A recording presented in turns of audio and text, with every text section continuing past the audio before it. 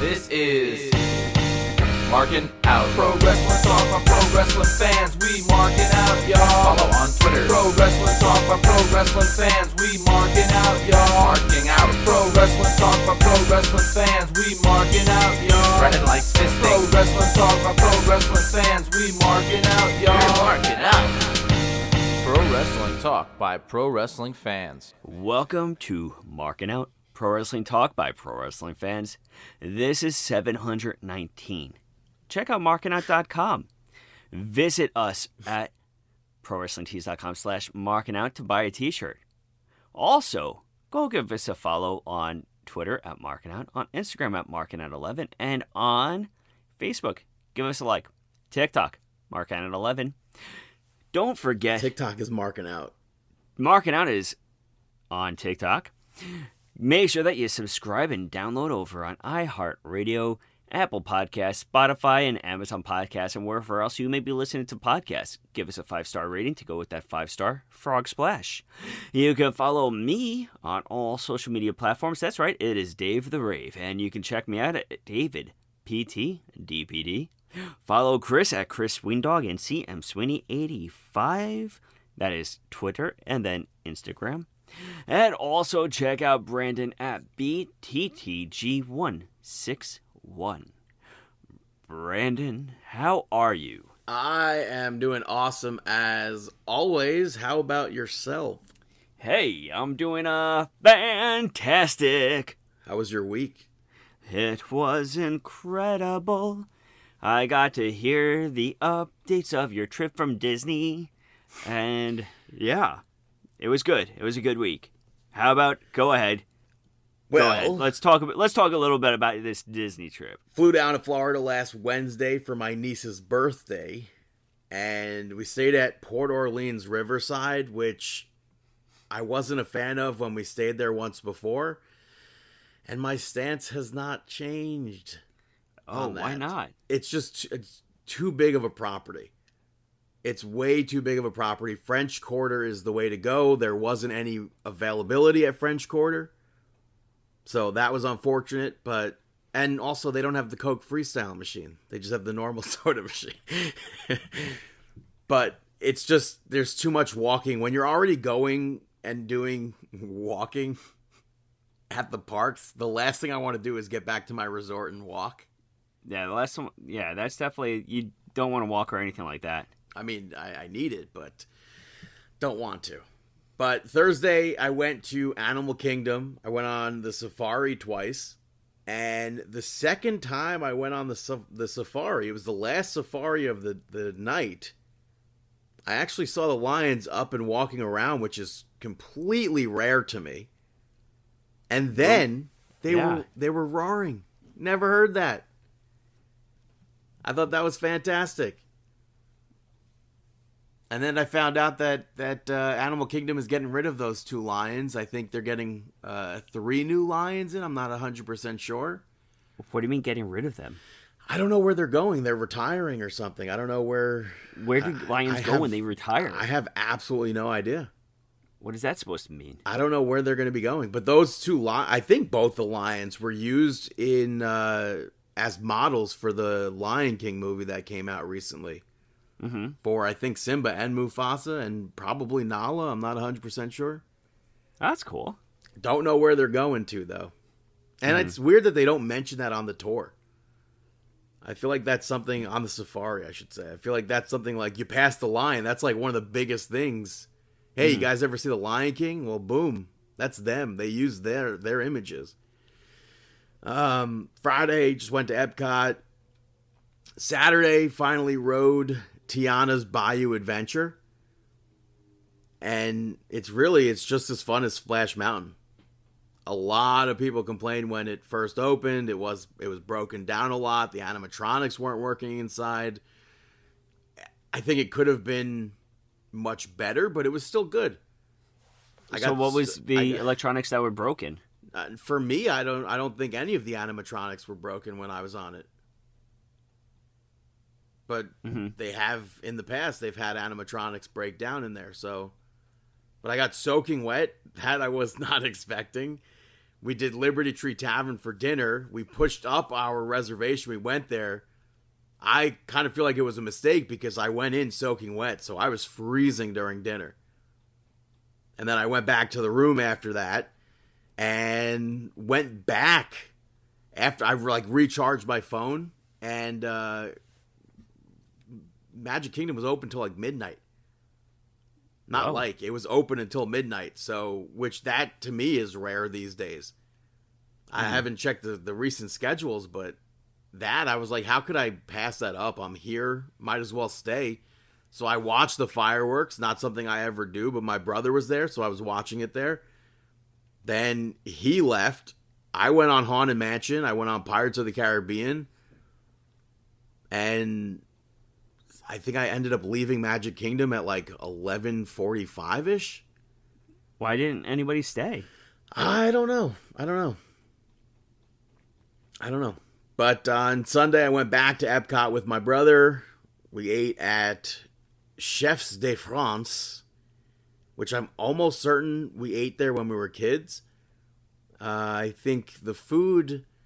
I just got a salad with grilled chicken, so it could have been better. Mm-hmm. Maybe I should have ordered the French onion soup. But they gave a baguette beforehand, so I thought that was pretty cool. I went to Hollywood Studios on Monday. I did Tower of Terror. I did Muppet Vision 3D. Then I For the bounced. last time? No, that's not going to be a thing. It's also funny, that news article came out recently that Ariana Grande is begging Disney not to touch Tower of Terror. But I don't... Why would they touch Tower of Terror? I don't even think that's a rumored thing to be touched. I don't know. Because they touched it everywhere else. In California, I've never seen that before. In California, it's Guardians of the Galaxy now. Not the same Guardians of the Galaxy in Disney World. Yeah, but I haven't even heard of that. But yes, I mean, if there's support, whatever, I'll take that. I don't want Tower of Terror to change either. But I didn't even know that was a rumor. But yeah, I had never heard it.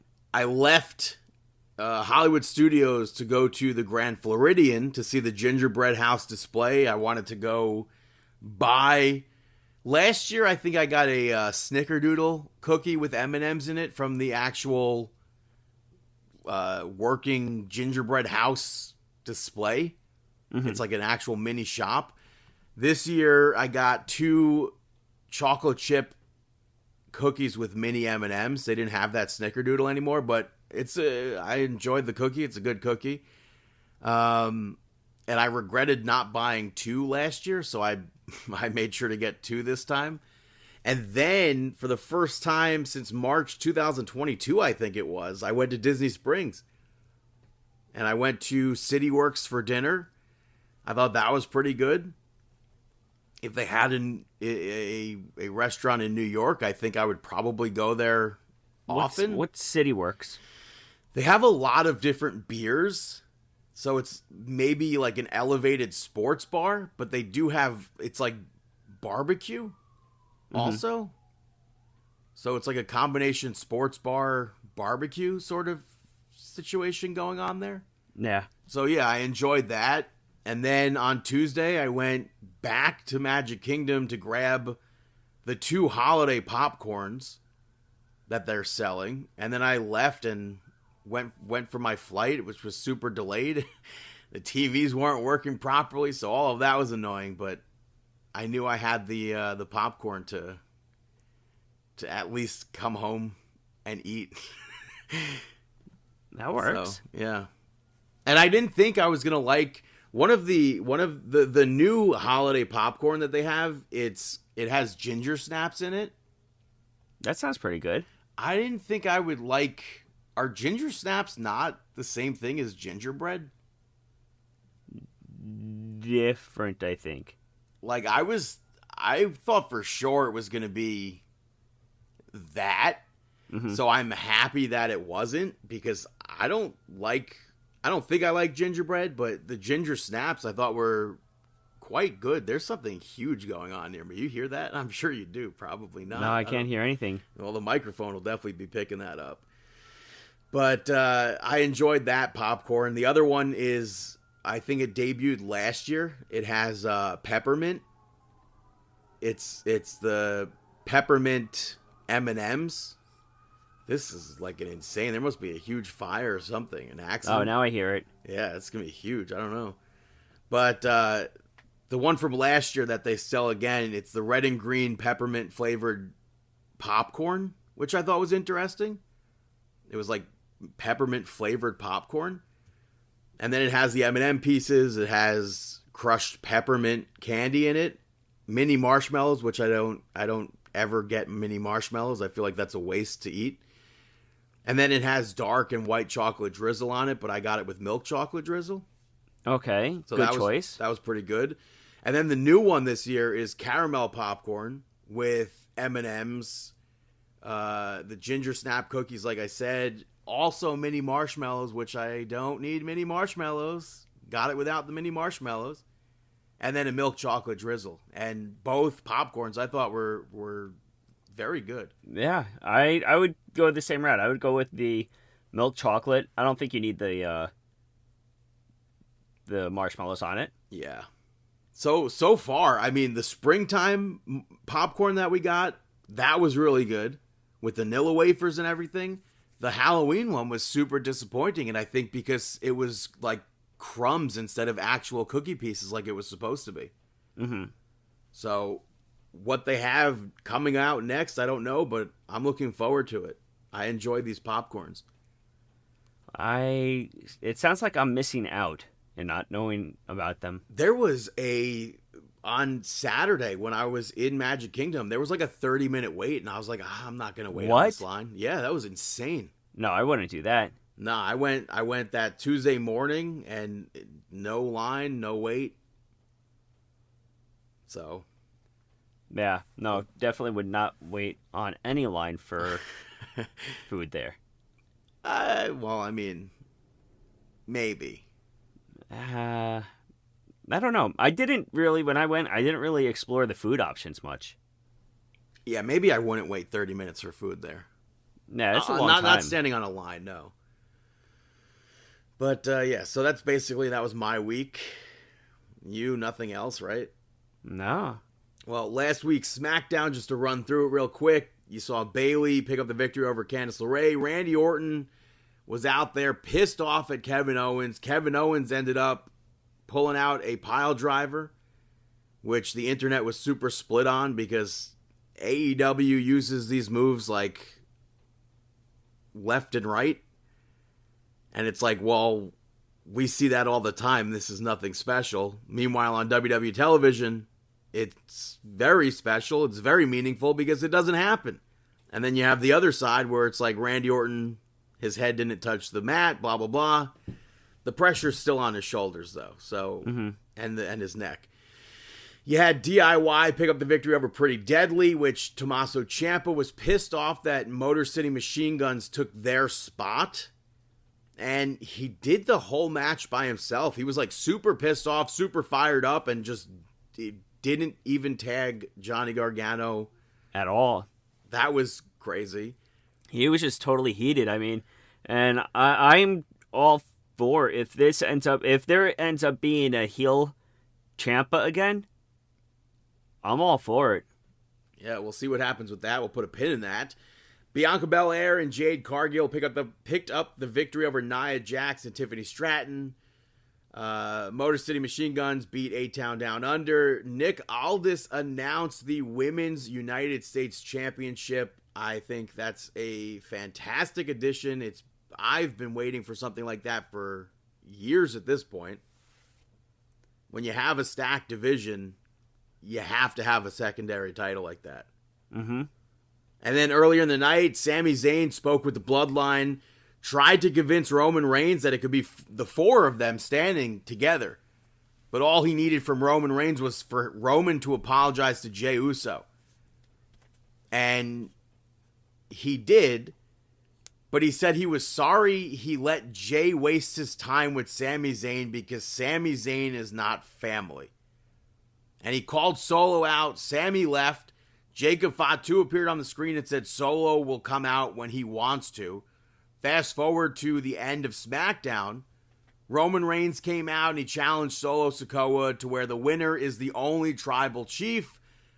Solo Sikoa said he doesn't need a match for that because he already is the tribal chief. And he's like, you can't even be a tribal chief. You have no tribe. And then Solo challenged Roman Reigns to find 4 people to team up with him for War Games. That was a big thing going into this Survivor Series event. We thought it was maybe just going to be 4-on-4.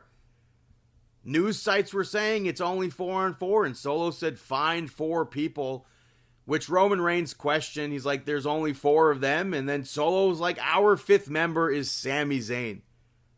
That was like a dagger through the heart. And the Bloodline jumped Roman Reigns. The Usos joined the fight. And then Solo called Sami into the ring to take Roman Reigns out. But Sami took Solo Sikoa out instead. And Roman and Sami worked together to take Jacob Fatu out. That leads to Monday Night Raw, which we'll put a pin in for now. So right now, just update. So right now we will be getting 5-on-5. Yeah. I don't need The Rock in this. It's maybe not going to be The Rock. Mm-hmm. So we'll put a pin in everything. Imagine if the 5th is Sami Zayn. No. Sami Zayn is definitely on the Bloodline team. There's no way he's not. I feel like we've seen that before. Oh, we've seen it with the Shield. With the what? Plan B. I feel like there's been so many other tag team matches where like the other person doesn't come out and then it's revealed that they're actually on the other team. Well, Monday Night Raw kicked off with Gunther saying his focus is no longer Cody Rhodes. His focus is on the next challenger since he is still champion. They announced that his match with Damian Priest will be at Survivor Series. And he came out to see if Gunther would say everything that he's been saying to his face. And Damian Priest said that when Gunther beat him at SummerSlam, thanks to Finn Balor, it seems like Gunther started to doubt himself and his vibe changed. And he brought up being pinned by Cody.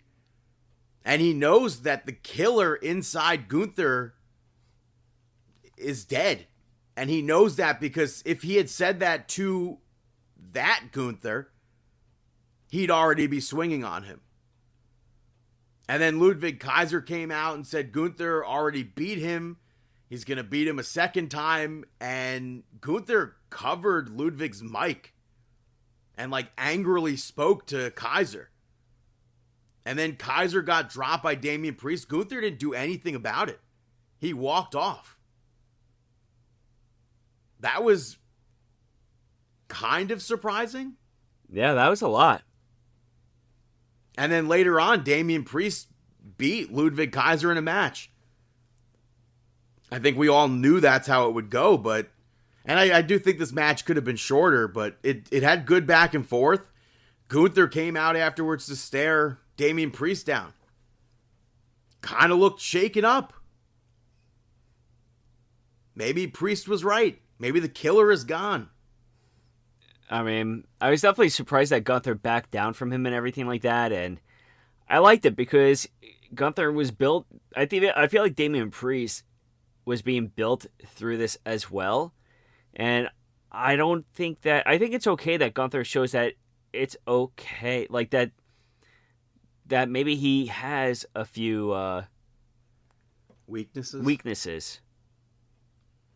I think that's okay. After that, we saw Damage Control pick up the victory over PFC. We saw Dakota Kai make her return, so it was nice to see Dakota Kai back.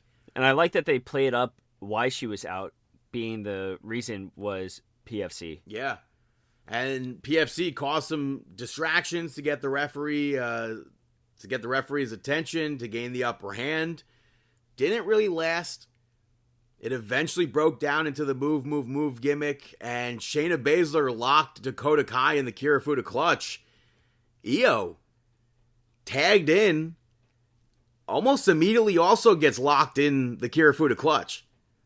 But Dakota Kai took her out, and Io ended up hitting that moonsault on Shayna Baszler to pick up that victory. Yeah. in all of this, knowing that Dakota Kai was good to come back and Tegan Nox was just recently released, that just like, that really sucks. Because I would have really liked to have seen, but I guess when Damage Control like this is working so well, how could you split them up? Maybe, I don't know. You could have added Tegan Nox. I don't know. I don't know. I mean, maybe she's injury prone. I don't think so. She was injured, what, twice? True. Very true. After... Next up, you had Pete Dunne pick up the victory over Kofi Kingston. That stemmed from an earlier segment with R-Truth. Yeah, earlier segment. The thing that got me was those nasty, disgusting forearms from Pete Dunne to Kofi Kingston. Got you, or like... Yeah, those were brutal. Got you. Are you joking right now, or what? Yeah. Yeah, those were awful. But this match, though, Xavier Woods wanted nothing to do with this. He wanted nothing to do with R-Truth. And Kofi was like, R-Truth is our friend. Like, I'm 100% going to stand up for him. And I expected to see R-Truth during this match because of that. But Xavier Woods was kind of the catalyst to Kofi Kingston losing. He rocked Pete Dunne with a clothesline when the referee was distracted, not on purpose from Kofi Kingston. Mm-hmm. Kofi was annoyed at that, and he yelled at Xavier Woods, and Woods was like, get into the match, man. Go win. And when Kofi Kingston got back into the ring, Pete Dunne kicked him in the face and then hit him with the bitter end. And Kofi Kingston got pissed off afterwards, and that left him and Xavier Woods to argue again. Yeah. But he can't blame him for his decisions. I mean, well, he just told him to get back in the ring and everything like that. It wasn't. I feel like that's on Kofi. Well, it's Xavier Woods cheating in a match that Kofi Kingston wouldn't have wanted him to cheat with. However, Kofi Kingston put Xavier Woods in charge. I don't know if that's still in the storyline. I feel like that hasn't been brought up at all. Mm-hmm. So who knows with that. Earlier in the night, though, the OG Bloodline met up backstage. It was Jimmy, Jay, and Sami Zayn. And they discussed needing a fifth member. And Sami said that he thinks he might know somebody. Which, for this quick second, I'll put a pin in. Cut forward to Bronson Reed. He put Seth Rollins over. But he spoke about how he took everyone else last week out. And he'll take anyone out who stands in the way of Seth Rollins. And he called Seth out. Seth came out to brawl. Security showed up. Officials show up. They eventually get it broken up. And Seth Rollins yelled at Adam Pearce. And he's like, I want one more match with Bronson Reed next week. And then Sami Zayn showed up and mentioned War Games to Seth Rollins. And Rollins told him, like, are you out of your mind? And he said no. And he was like, I'm shocked that anyone would stand with Roman Reigns, especially Sami Zayn. Nah. And then later on, the Bloodline appeared, and they asked Seth Rollins to join his side. And Seth was like, I'll never team with Roman Reigns again, but I'll also never team with a wannabe Roman Reigns. And that right there was just a big burn. Big burn.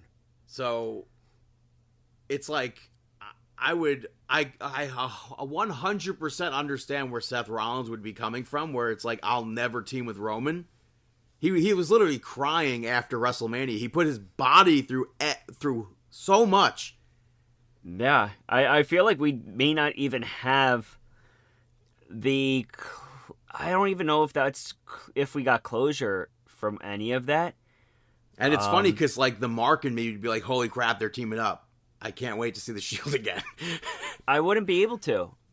After seeing know. what happened at WrestleMania, I mean, Seth Rollins was just beaten to he put his body on the line more than anybody else during that WrestleMania. Yeah.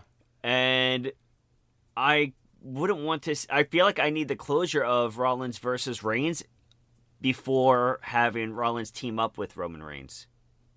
Well, we'll see what happens with that. Yeah. Braun Breaker was interviewed, and they showed footage of Braun Breaker versus Sheamus from WWE Speed, where it ended in a no contest because they just kept brawling. And Braun Breaker, I like that this segment even took place because it like legitimizes the Speed Championship, even though the Speed Championship is exclusive to Twitter.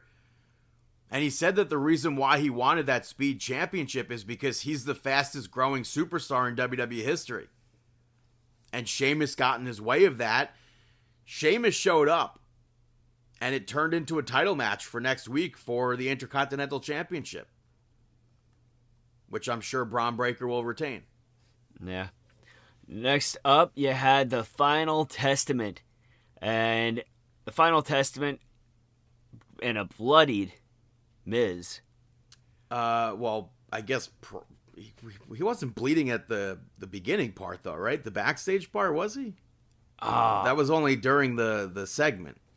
During the segment, 100%. I can't remember if he was actually bloodied beforehand. Yeah, I don't think he was. The blood for me came out of nowhere, so I don't know when that even took place. But well, actually, you know what? Given the outcome of that, I don't think the blood was real. Oh, So- yeah, I would agree with that one, too. But Miz was freed by the Wyatts, and Karrion Kross was like in his face yelling, like he wants to know how he was freed. He wants to know why he was freed and where they are.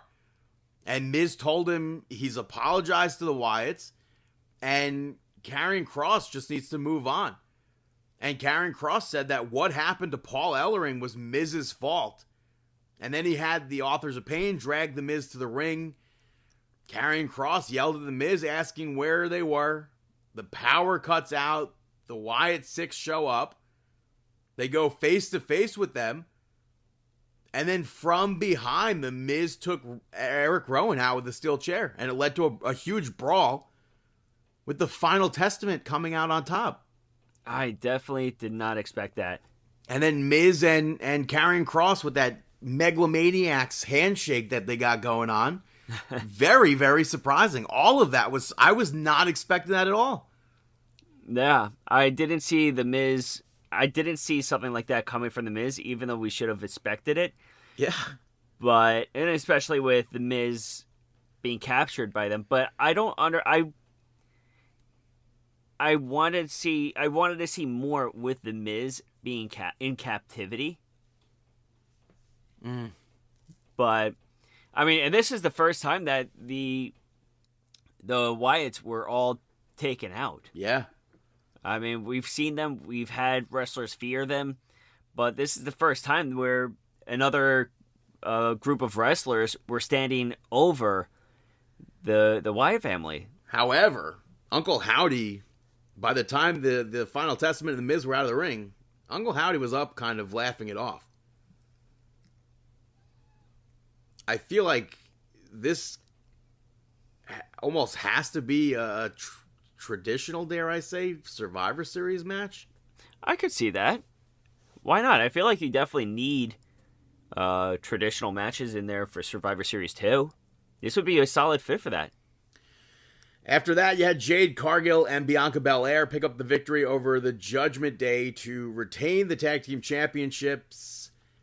Champions, again, having some miscommunications to further push what we've seen recently, to further push that maybe potential doubt in their heads from Liv Morgan and Raquel Rodriguez. I liked that double big boot spot from Jade and Raquel where they each took each other out. Yeah. But Nia Jax and Tiffany Stratton ran down.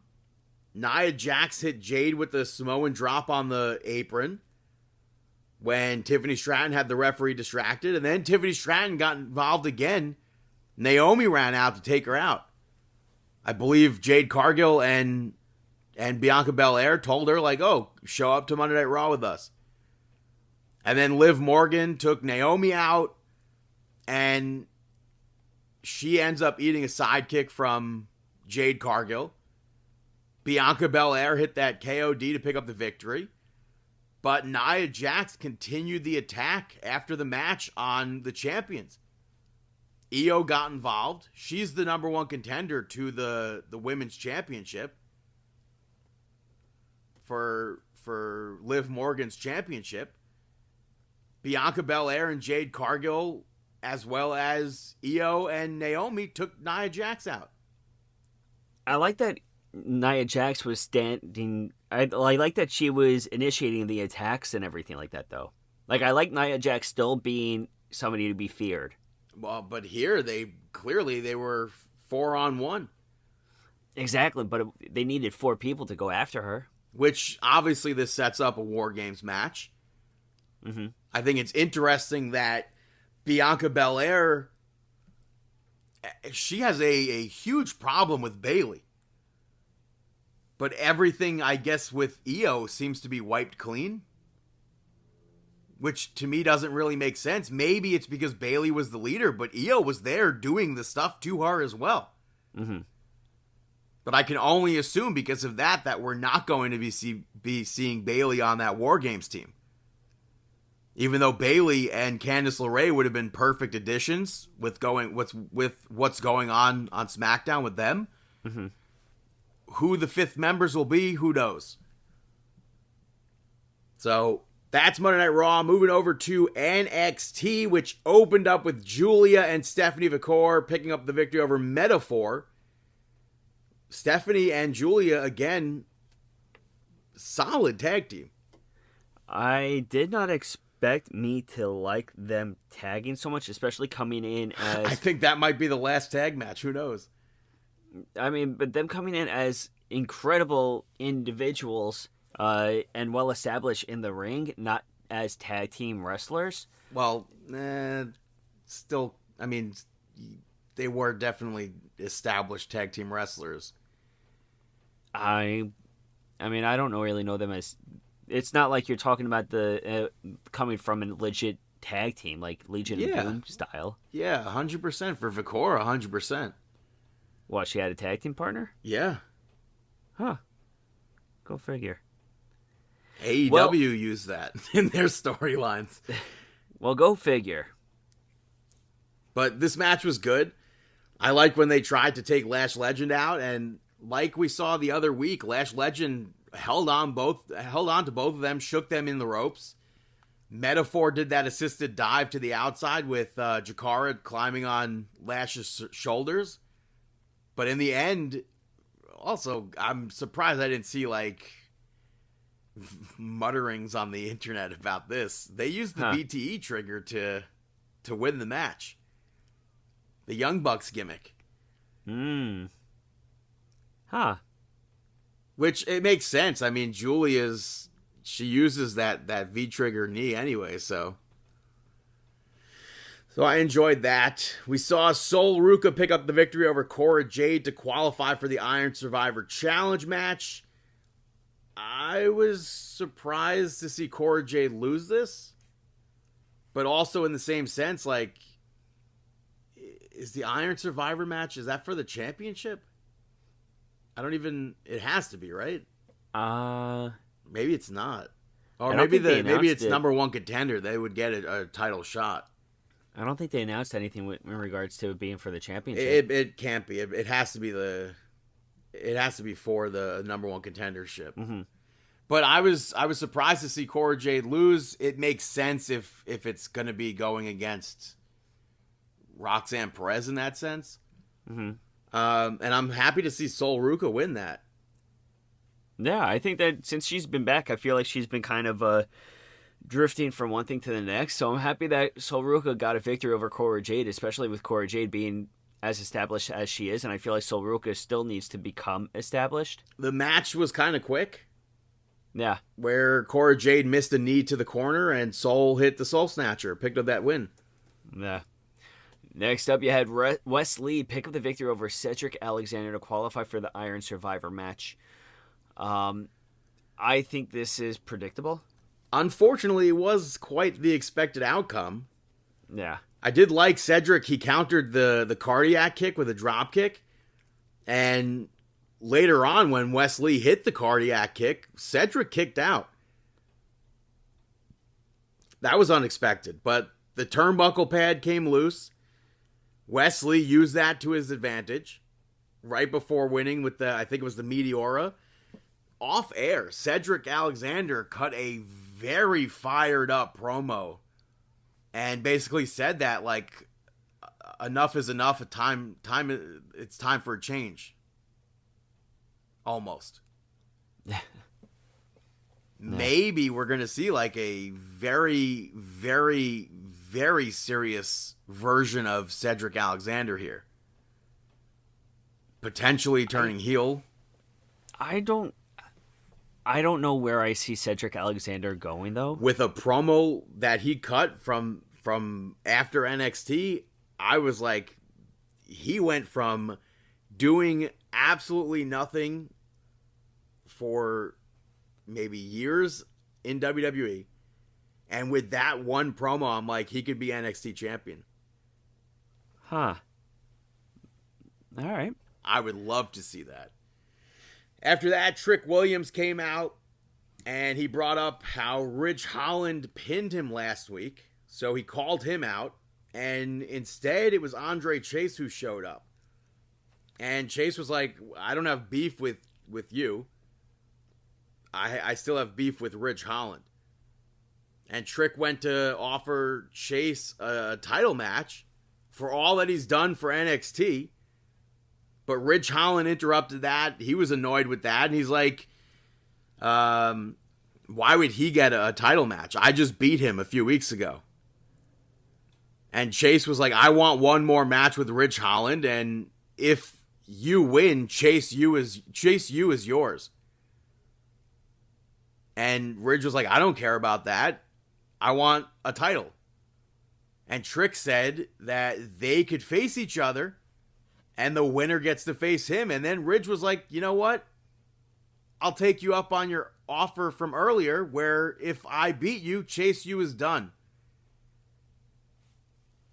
Now, I don't know who the hell is winning that match.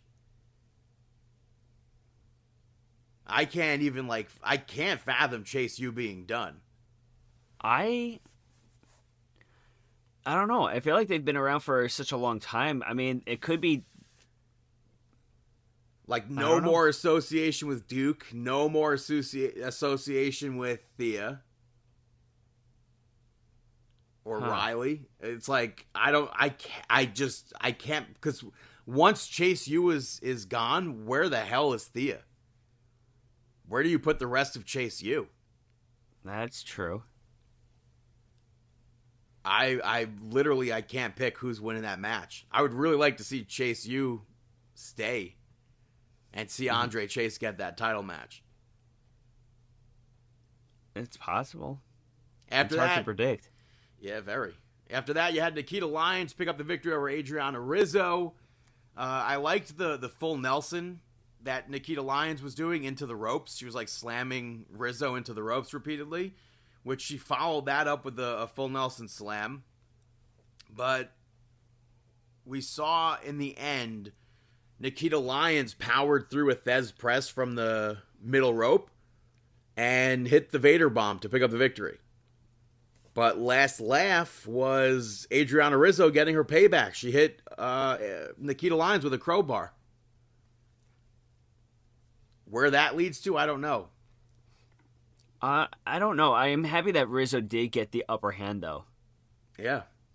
I'm actually really happy that she got the upper hand because I feel like Rizzo, with the storylines and everything, I feel like she is more than just somebody to be included as an addition to like the storyline. So I want to see her more often in these situations, and I think that at some point she could be a champion. Did you see the video that WWE released online of the ECW arena after? No, I didn't see it. It was the I almost said Don Callis family. The D'Angelo family sharing pizza with the FBI. Oh, I did see that. It warmed my heart. I did see that. And I it made thought me that was want cool. pizza also. I I was very close to getting pizza that night when I saw it. Yeah, it did look really good. It did. After that, we saw Javon Evans pick up the victory over Lexis King to qualify for the Iron Survivor match. There was a moment where Javon went to leapfrog over Lexis King and he got hit below the belt. And Lexis King realized that and was very conflicted there. He was like, do you go take advantage of that or do you not? And this new side of Lexis King didn't take advantage of that. Which is weird because the heel Lexis King would definitely take advantage of it. And he would have put his feet on the ropes. Yeah. But I like this character evolution with Lexis King. And I thought this was a good match. He even shook hands with Javon afterwards. He raised his arm. Yeah, I was definitely surprised with this. I am a fan of it because, I mean, on the other hand, Lexis King, he came in and everything, and I feel like it's good to have this other side of him. Yeah. And to see this exploration of the gimmick and growth of it. Very much so. Next up, you had Fallon Henley pick up the victory over Kalani Jordan to retain the championship. Predictable, but good match. But I thought it was a good first title defense for Fallon Henley. Yeah, I agree with you. I think that she had a great showing, and I think Kalani Jordan continues to show how good of a wrestler she has become as well. Yeah, she hit that split-legged moonsault and maybe could have gotten the victory there, but JC Jane put Fallon Henley's foot on the rope to break that pin, and then Kalani took her out, but Jasmine Nix got up on the apron. She got taken out, and behind the referee's back, Kalani got pushed into JC Jane, who clocked Kalani in the face. And then Fallon hit a famouser to pick up that win. So, She didn't do it by herself, but I still think it was an effective first title defense to mean something. I agree. And then earlier in the night, Ava spoke to all the tag teams in NXT and basically said she wants to see them all step up and show her who should be facing Fraxium, I guess, for the championships. During the main event, a brawl broke out backstage. And then after the match was over, as Vic Joseph said, it was chaos. All these teams brawling with each other. Who will be facing Fraxium? I don't know. Who I want to see Fraxium face? I don't know. Part of me wants to see Fraxium face a team that's not one of the teams that were brawling out there. Yeah. But I don't know. Like, I want a surprise. I don't know. So that's NXT. Moving over to SmackDown. It kicked off with Cody Rhodes. He called Kevin Owens out, but Nick Aldis showed up instead and let Cody Rhodes know that Kevin Owens crossed the line and he can't have him there until it's resolved internally. Cody said that he knows Nick Aldis doesn't want him to show up to Kevin Owens' house to fight him, and that the ball is in Nick's court. We found out later on that Kevin Owens will be on SmackDown next week, as per the request of Cody Rhodes. First match saw Bayley pick up the victory over Candice LeRae and B-Fab to advance in that United States Championship tournament. It was nice to see B-Fab wrestling and hold her own in this match. I liked when Candice LeRae reversed that superplex that Bayley was going to do with the crossbody to pin her when B-Fab went to powerbomb her, the Tower of Doom spot. I feel like they've been super fresh as of late in WWE. Normally I hate those spots, but I don't recall a Tower of Doom spot in WWE recently that I have not liked. But Bayley ended up reversing B-Fab with a pin to get that victory. Kind of similar to what she did to put Candice LeRae out last week. This was a very well done match between the three of them. And I was happy that B-Fab and Candice LeRae both got in entrances. I think, rewind a few months ago, I wouldn't have believed that at all. Afterwards, Chelsea Green and Piper Niven made fun of B-Fab for losing. B-Fab kind of planted seeds of doubt maybe in their minds about like what happens if both of you make it to the finals. Only one of you can be champion. And then Mia Yim showed up to scare them off. So that was the end of that. We had LA Knight issue an open challenge. Knight now has a custom United States Championship. I don't know when that happened, but I just noticed it this week. He also turned Sami Zayn's offer for War Games down. But Legado del Fantasma showed up, and it looked like the challenger was going to be Santos Escobar. LA Knight, I guess, answered the challenge for Humberto Carrillo. And LA Knight picked up the victory over Humberto to retain the U.S. Championship. Really nice to see Humberto wrestling a match like this. I feel like it's been forever. He beat LA Knight down before the match. I thought this was another good match. Obviously, LA Knight was retaining the championship. What I did not expect was afterwards, Shinsuke Nakamura showed up and attacked LA Knight. Very unexpected. He had face paint. Looking forward to seeing where that goes. You had the OG Bloodline backstage, basically discussing that they don't have a fifth member. And they told Roman to make the call. And then the Bloodline went to the ring, so they headed out to the ring. They all brawled. Roman Reigns saved Sami Zayn from a Samoan spike at one point. And he stared at Jacob Fatu from across the ring. And Bronson Reed showed up and attacked Roman Reigns. Reigns had a little comeback, but Solo rocked him with that Samoan spike. Jacob Fatu hit that moonsault. And Bronson Reed hit a tsunami on Roman Reigns.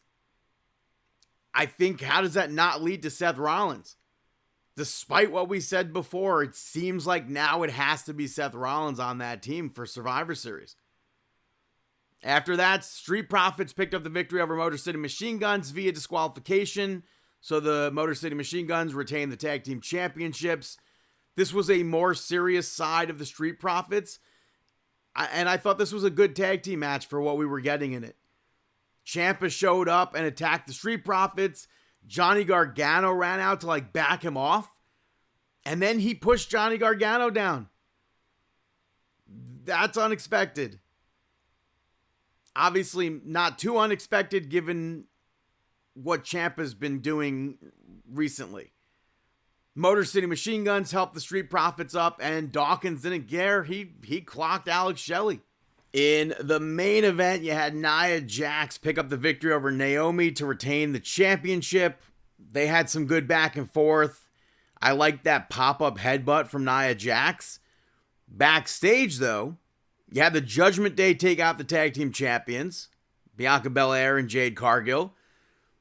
And behind the referee's back, Tiffany Stratton attacked Naomi. Nia Jax temporarily took advantage of that, but she took too long.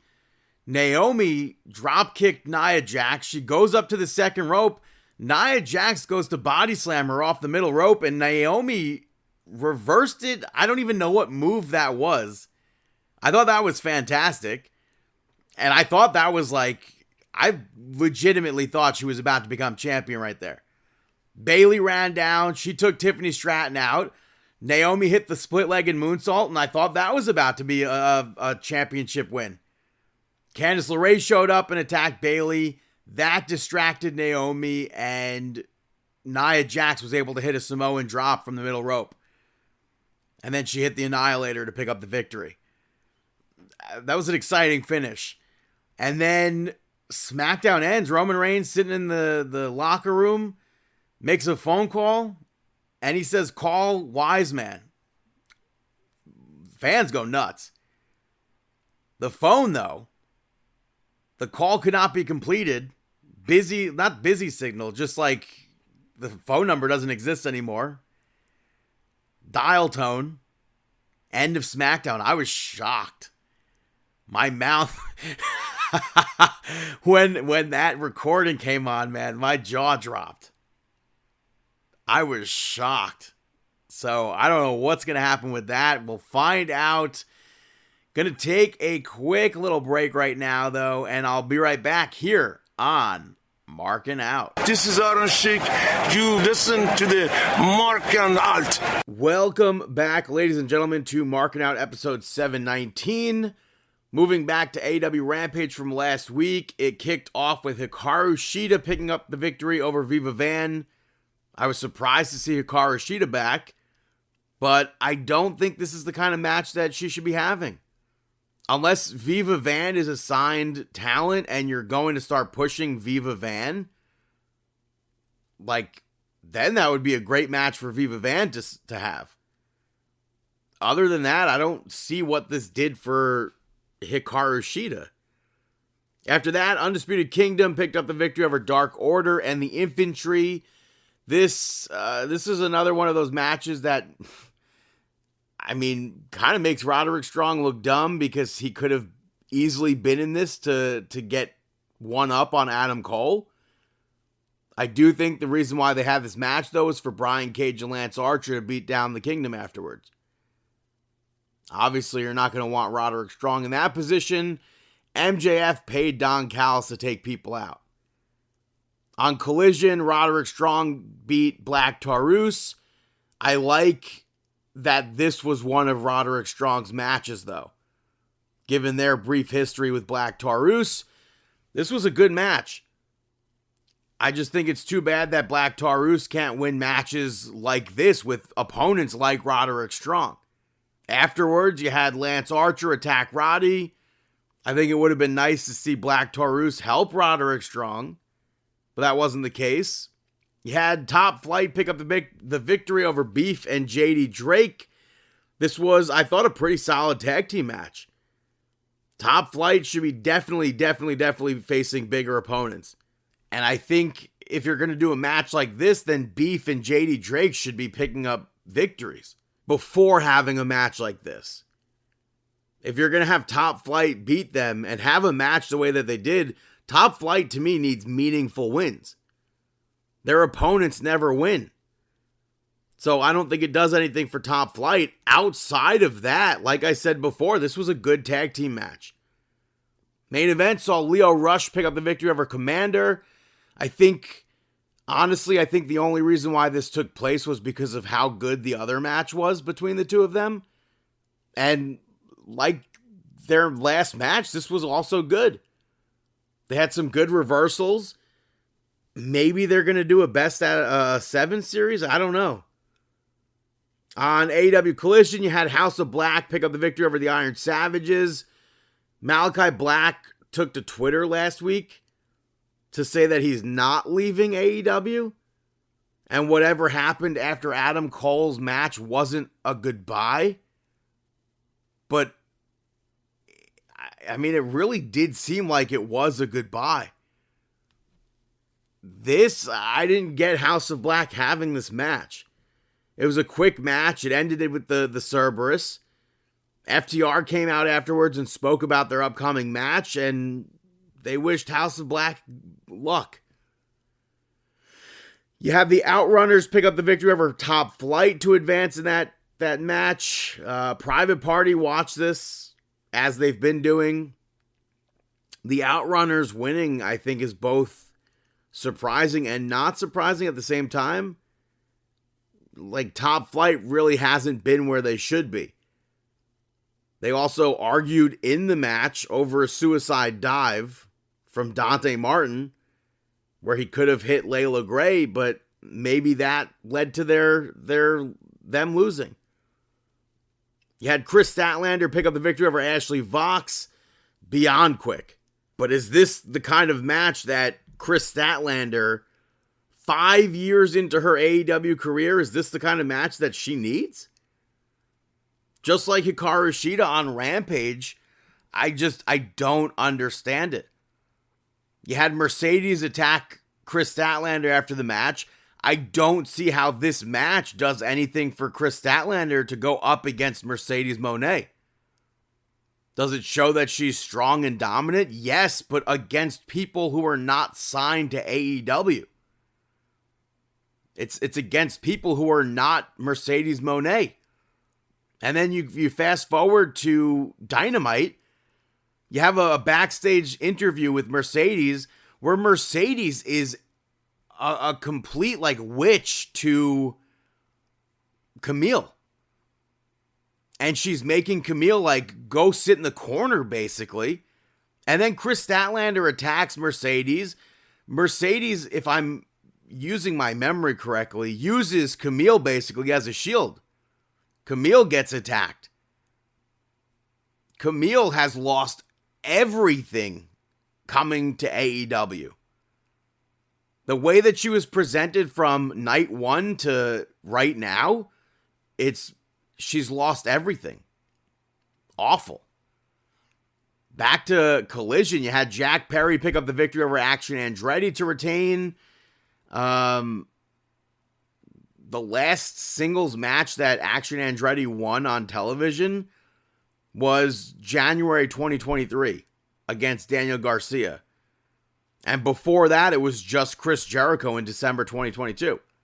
That's it. Build him up before he accepts an open challenge for a title match. It's pretty simple. Action Andretti had so much offense in this that, to me, it makes Jack Perry look bad. 2 singles victories on television, and it takes almost 10 minutes for Jack Perry to put Action Andretti away. That's awful. You had Daniel Garcia come out afterwards. He cut an almost like locker room leader promo and then said that he'll walk out of Full Gear with that championship. Jack Perry said he can have the match, but Daniel Garcia is not ready. To me, it looks like Jack Perry is the one that's not ready. You had Nick Wayne pick up the victory over AR Fox. This was surprisingly slower than I expected it to be. Overall, I thought the match was fine. You had Shayna give Nick a staple gun afterwards so he could staple a picture to AR Fox. Main event saw Blackpool Combat Club pick up the victory over the Conglomeration, the Death Riders, I should say. Wheeler Yuta won with the flying knee that Bryan used to do. But Orange Cassidy rocked Wheeler Yuta with the orange punch after the match. And then he dove out onto him. And I think Claudio as well. But this turned into a big brawl. Going over to AEW Dynamite, you had Christian and Hangman pick up the victory over Jay White and Juice Robinson. I don't see why Christian would care about teaming with Hangman, and I don't see why Hangman would care about teaming with Christian. Tony Khan tweeted that Christian is Hangman's only ally, and I don't think I would refer to either of them as allies. Like, that to me just doesn't make sense. The match, you had Nick Wayne get involved behind the referee's back. Later on, he tried to get involved again. Hook ends up choking him over the guardrail, taking him out of the action. Shayna Wayne got involved. That distracted the referee. Kip Sabian ends up cracking that contract over Juice Robinson's head, leading to Hangman getting the victory. Hangman should be one of the toughest people in AEW, going like full speed, and it takes 4 people, all these distractions, to take out Juice Robinson and Jay White. What does that do for Hangman? It doesn't seem like a match that you would have opened the show with either. That was off. You had Will Ospreay come out after that. He called out Kyle Fletcher, and Will Ospreay told Kyle Fletcher to take out whatever is in his pocket. He knows the Don Callis playbook, to which Kyle Fletcher took out a screwdriver. Will Ospreay throws it outside. I don't know if he intended for this to happen. It's stuck in that mat. I guess maybe that shows how sharp the screwdriver can be. And he spoke about how Kyle Fletcher lived with him during the pandemic, and how it annoys him that Kyle Fletcher literally knows everything about him. And he wants answers from Kyle. He doesn't want to hear from Don Callis. He wants to hear it from Kyle Fletcher. And Kyle Fletcher said that he did do all those things, but Will did it for himself. Not for Kyle Fletcher, not for anyone else but himself. And Kyle said that he only did what he did because it's what Will would have done in the same position. And Will brought up Kyle saying that He's nothing like Will Ospreay. He shaved his head and everything. Basically bam roasting Kyle Fletcher for saying that he only did what he did because it's what Will would have done. Kyle Fletcher said that he's going to pass Will Ospreay and all his accomplishments that he's done, and he's going to prove it at Full Gear. I don't buy a single thing that Kyle Fletcher said in this promo, but I thought this was a good segment. It ended with Brian Cage and Lance Archer coming out. Will Ospreay had backup in Powerhouse Hobbs and Mark Davis. Like I said the other week, Will Hobbs' return is just nothing. It's here he is for a 1 second clip. Backup doing nothing. That's garbage. So the three of them brawl. Roderick Strong ran out for his Falls Count Anywhere match. The match starts, not in the ring, but anywhere. Roddy then picked up the victory over Lance Archer. This was super chaotic. Brian Cage was involved. Undisputed Kingdom got involved. Lance Archer chokeslammed Matt Taven off the barricade into security. And then he went back onto the barricade. Roddy ends up crouching him on that. And he hit that running knee over the barricade to take Lance Archer out for the victory. That was awesome. And that was his third victory in that MJF series to get his match at Full Gear. He cut a promo on MJF afterwards, saying that it all ends at Full Gear. And then Takeshita showed up. He beat Roddy down. Adam Cole came out for his match. Takeshita, surprisingly, picks up the victory over Adam Cole. This was Adam Cole's third match. He lost. Commentary kept pushing that Adam Cole and Roddy had to win 3 consecutive victories. I don't remember that being a thing. And I thought it was just that they had to win 3 matches in order to get that match at Full Gear. If that's the case, 3 consecutive matches, I feel like Adam Cole can run a gauntlet on the enhancement talent like Chris Statlander. It's the same, that to me, it makes no sense. I don't understand this, but this was an enjoyable match. I like that super kick towards the end where Adam Cole, they were doing a bunch of reversal, boom, super kick. He went on to hit that Panama Sunrise. Then he went for the last shot, but Takeshita rolled out of the ring. And he puts on that Dynamite Diamond ring that MJF supplied. Adam Cole pushed the referee out of the way, and that completely messes up with the referee. The referee's whoa, whoa, whoa, whoa, all dizzy and everything. Takeshita clocks Adam Cole with that ring. 1, 2, 3. Perhaps that's Adam Cole bam roasting himself there. MJF, they aired the pre-taped gimmick of him laughing. I think those videos are still so dumb. But Roderick Strong attacked Takeshita. Got low blowed. And Takeshita put that Dynamite Diamond ring back on. Kyle O'Reilly made the save. And Takeshita left. Ricochet ends up taking him out. And Adam Cole put his hand out for Kyle O'Reilly to shake it. And Kyle left. He wasn't doing that. Kyle remembers. When they do finally reunite Undisputed Era together, I think that'll be a pretty cool thing. Bobby Fish won't be there, I assume. After that, you had Jon Moxley. This segment, man. I feel like this is where AEW Dynamite went downhill. You had Claudio and Wheeler Yuta attack JD Drake for no reason, like Lance Archer would do. But Jon Moxley ends up speaking about Orange Cassidy. I don't understand at all how this was Jon Moxley taking over TBS. Nothing he did was related to the network. He didn't trash cameras. He didn't do anything in a production truck. Orange Cassidy came out.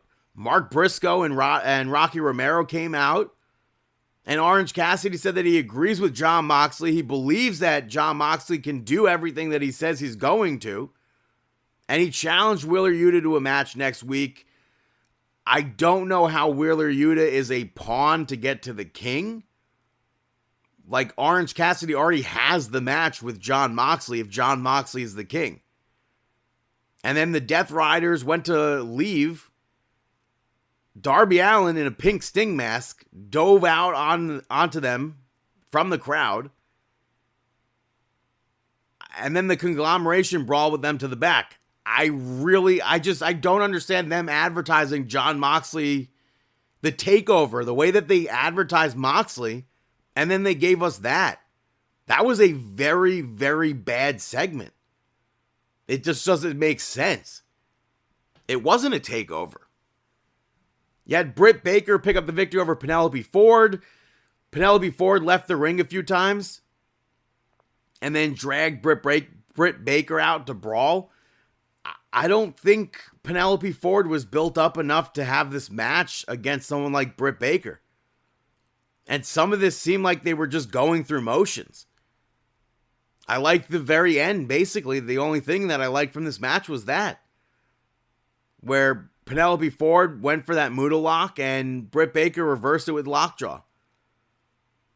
And then Serena Deeb came out. Who cares? What does that mean? It's going to lead to, obviously, a match between Deeb and Britt Baker, but what randomness is that? Earlier in the night, you had the Hurt Business, where Renee asked Bobby Lashley about Swerve. MVP interrupted to hype Bobby Lashley up. Lashley said he's going to make an example out of Swerve. Fast forward, Swerve beats Lio Rush. I think the loudest the fans were the whole night were chanting, "Whose house?" And something that I didn't think I would be saying about a match with both Lio Rush and Swerve, I thought this was boring. I can't buy Lio Rush taking Swerve to school the way that he did. Going into a match against Bobby Lashley, this damaged all momentum that Swerve could possibly have. That makes no sense at all. And then Swerve called Bobby Lashley out afterwards. Lashley and MVP showed up. I don't think it was a good promo from MVP. But Shelton Benjamin attacked Swerve from behind. Lio Rush was just sitting outside watching this all take place. Bobby Lashley joined in. MVP choked Prince Nana. All while Bobby Lashley continued to beat down Swerve. I don't know if they showed Lio Rush watching this to like foreshadow him joining the Hurt Business. I don't know. Backstage, you had Jamie Hayter about to say who she's going after. And then it was interrupted by a video of Julia Hart. So we don't know what's next for Jamie Hayter or Julia Hart. But I assume they're not going to have anything to do with one another. Main event saw House of Black pick up the victory over FTR to qualify for Full Gear. This was a very enjoyable main event. I would have liked it more, I think, if I went into it not thinking that FTR would be winning. And thinking like, oh, House of Black has a shot. Little did I know. That spike pile driver that FTR did that on the apron to Malachi Black, I thought that was dope. Brody King hits a suicide dive to FTR. And then he hit Dax with a big lariat. Dax kicks out, but Brody King chokes Dax out to get that victory. That was beyond surprising to me. Because like I said, I went into this thinking, well, obviously FTR is going to win. Obviously FTR will be going on to face the Outrunners at some point. And then House of Black won. That was, I was very surprised by that. I'm happy either way. This was a great main event. But that's AEW Dynamite. Hey, Brandon, got any shout outs? Hey there, pal, it's me, Mickey Mouse, and you're listening to Brandon Shoutouts. Colin from Accounts gets the first shout out. The second season is now on Paramount Plus. I gave it a shout out after watching the first season last December, and I was glad that it was renewed back then. I'm happy that it's finally out. And I'm also happy that we didn't have to wait a whole year like we did for the first season to come to America. What's it about? So the two of them, the two main characters, they meet. I guess she flashes him, he crashes, and then he hits a dog, and then they bond over the dog. So it picks up 2 weeks, I think, after season 1 ends. So I don't want to spoil anything if you actually haven't seen this. So it's on Paramount Plus, like I said. It's originally an Australian show, so that's why we had to wait a full year, I guess. And then this time around, it was only I think it was 5 to 6 months that we had to wait. So it's out now, the whole season. Check it out. My next shout out goes to Magic. I saw them at Epcot when I was in Disney this past trip. I only knew their one song, Rude, which was literally everywhere in 2013. Mm-hmm. If you're not familiar with them, they're a reggae fusion rock pop band. And I felt kind of bad. It was probably the least crowded I've ever seen it for a concert at Epcot. Really? Yeah. But I very much so enjoyed it. They had a hit song. Yeah, I enjoyed this concert. I thought they were very good. I started listening to other songs of theirs that I had to not Shazam, but I remembered what songs they were to go ahead and get. And then my final shout out goes to Parmalee, which is also a band that I saw at Epcot. I only knew their song Carolina beforehand. They're a country band. They had a very good crowd. The crowd knew all the lyrics. It was pretty packed. So I'm kind of surprised that I hadn't heard of more of their stuff prior. Mm-hmm. But I enjoyed that. Prior to the concert, I was watching I just happened to open my TikTok, and it was a TikTok live. Elton John was performing at Magic Kingdom that same day. No way. And I didn't know that was going to be happening. I would have probably been, if I knew Elton John was going to be there, because they were filming the Christmas parade stuff throughout the whole week at Disney World. I think all 4 parks. And when I went to Magic Kingdom on Saturday, the big thing that they were going to be filming was the parade. So throughout the day, well, no, because the parade I think was at 2 p.m., so you got the special exclusive Christmas parade that airs on ABC. Uh-huh.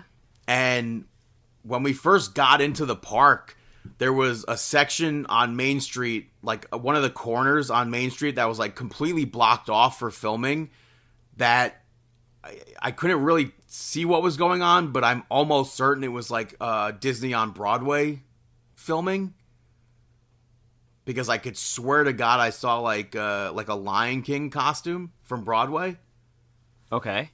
And then outside of that, when you see the Christmas tree on Main Street, there were 2 seats there, and I'm assuming Julianne Hough and whoever else is hosting will be sitting in those. And you didn't stick around to watch it? Oh, it was way too hectic to do that. What was hectic with it? It was just super crowded. People were specifically there for that. They must have known that Elton John was going to be there, no? No. And then that was on Sunday night. Sunday night, they I don't think people knew Elton John was going to be there. They just knew a performer would be performing, I guess. I didn't know a performer was going to be performing, but and then the other person hosting, I think, is Alphonse Ribeiro. So him and Julianne Hough, they were hosting it. Elton John, I don't know who other celebrities are part of this Christmas special. Mm-hmm. I just know that I was watching TikTok live before this Parmalee concert, and I was like, what the hell? I'm seeing, well, no offense to them, I'm seeing Parmalee, who I only know this one song of, and everyone else at Magic Kingdom right now is seeing Elton John. I could have gone and seen Parmalee the next night. But I thought it was a very good concert. I enjoyed their songs as well. I think if you're a country fan, if you listen to country radio, I assume you might know this band. Maybe not by name. It sounds familiar. I feel like I have, but it's been a while since I've heard a song from them. I feel like I know their music from maybe 8 to 10 years ago. Yeah, that's very possible. Yeah, I feel like I remember they had a few hits that I took out their CD from the library to listen to. They just had a song. Oh no, this was I think maybe maybe 3 years now. Their song was called "Gonna Love You." That was one of them. I don't know it. Yeah, but I enjoyed those. I am always happy that there's concerts during the Food and Wine Festival and the Flower and Garden Festival. Uh-huh. But yeah, so go listen to their music. Go support Magic. Go support Parmalee. Go watch Colin from Accounts. Those are my shout-outs. Now it's time for...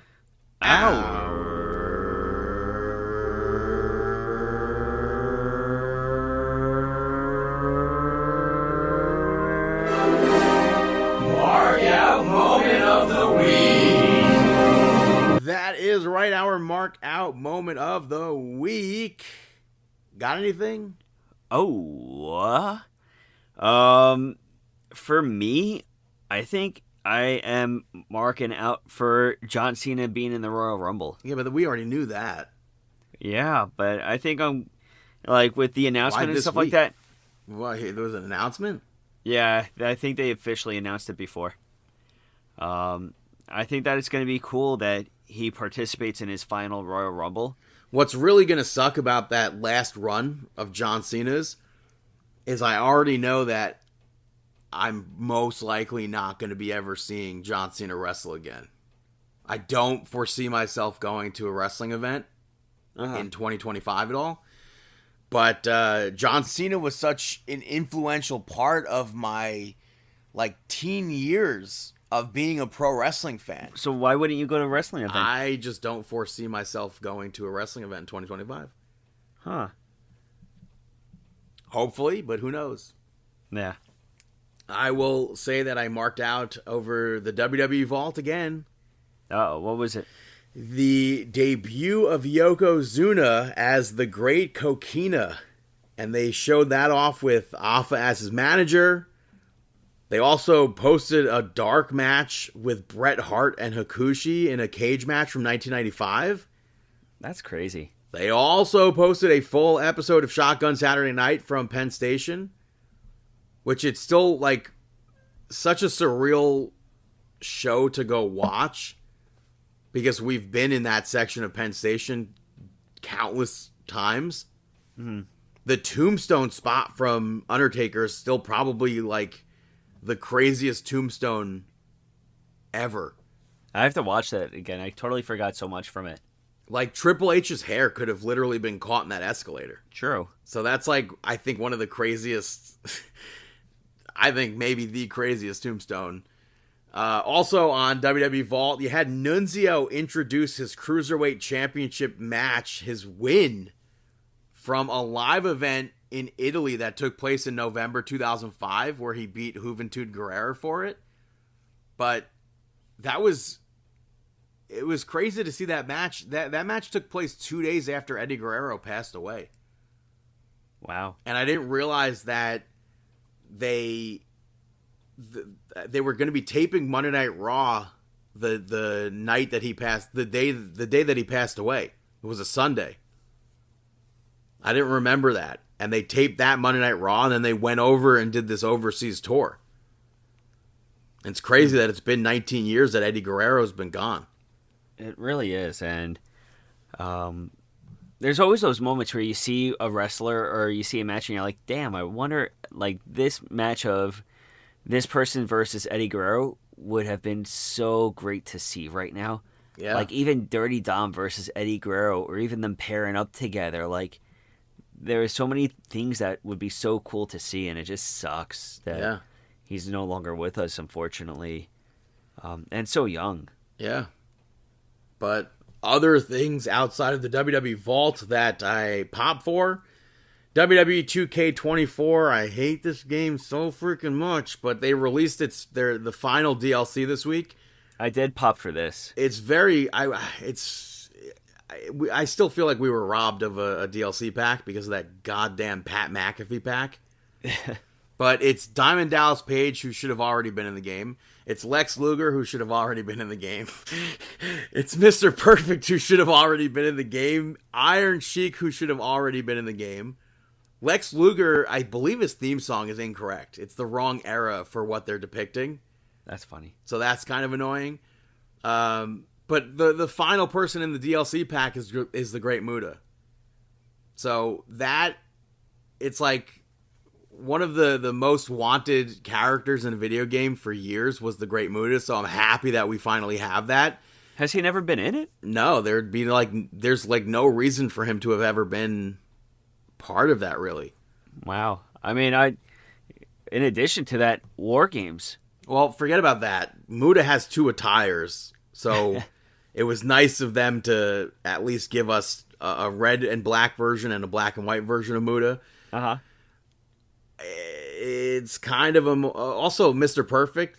In the game, you're able to take down singlet straps, and most of the people who take down the singlet straps are just both straps. Mr. Perfect does the one, so I thought that was pretty cool.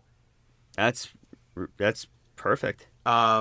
They did give us a free classic Fall Brawl arena, as well as a Fall Brawl War Games version of the arena.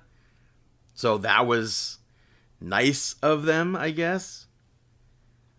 But it's also annoying because it's been leaked that there's going to be a Wolfpack Persona cards pack coming.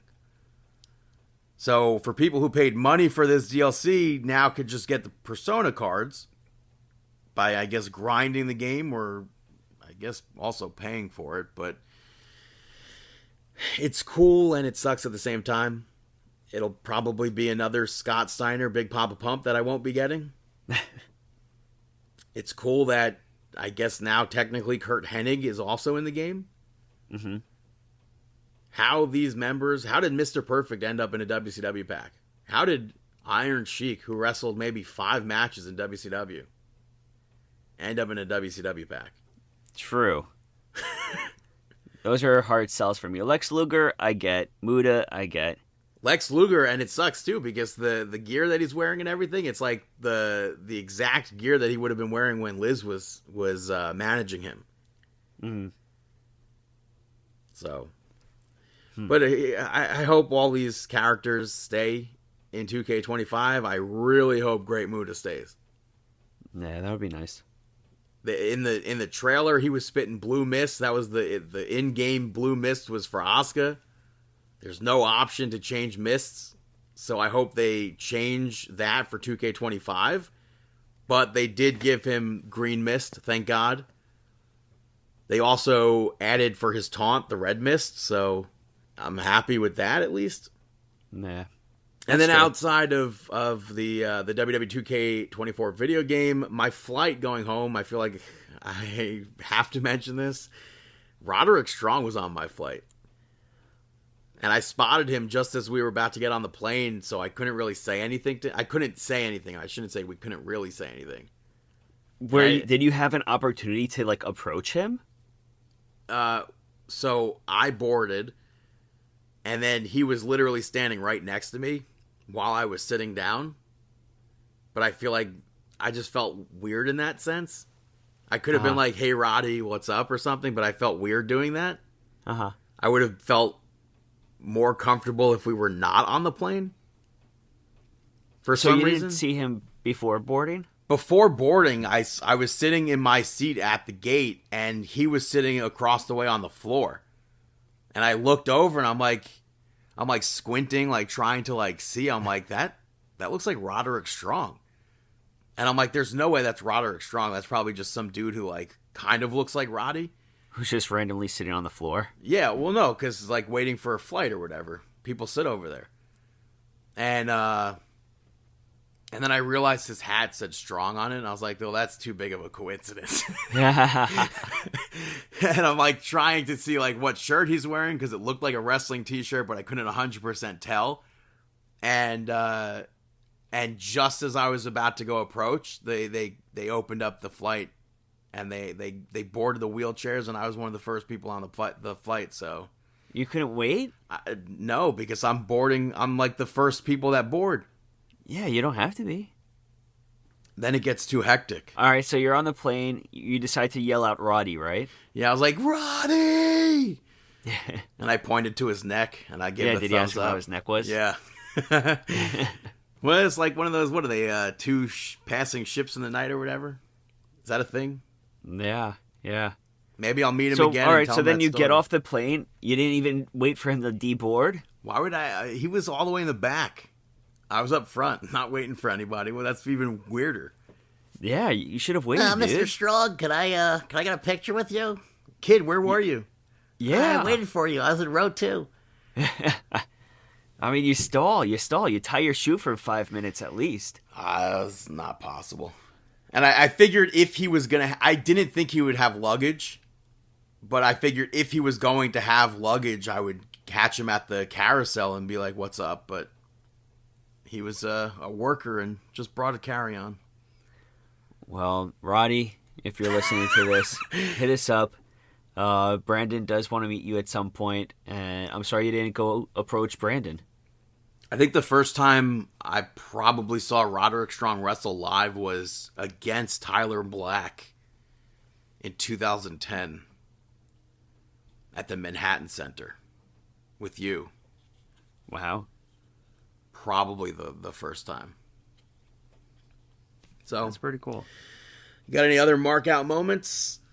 No, sir. Well, that is episode 719. Thank you so much for listening. You can check us out on Twitter at Markin Out, at BTTG161 on all platforms, Chris Sweendog, CM Sweeney85, David PTDPT on all platforms, Facebook.com/MarkinOut, YouTube and Instagram are MarkinOut11, ProWrestlingTees.com/MarkinOut. You can follow us on TikTok at Markin Out, a bunch of Disney content over there on TikTok. You can give it a watch, give it a like.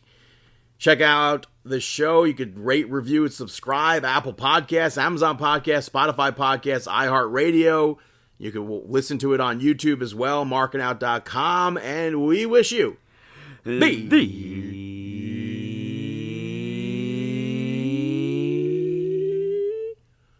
best Best of luck in your future endeavors. Have a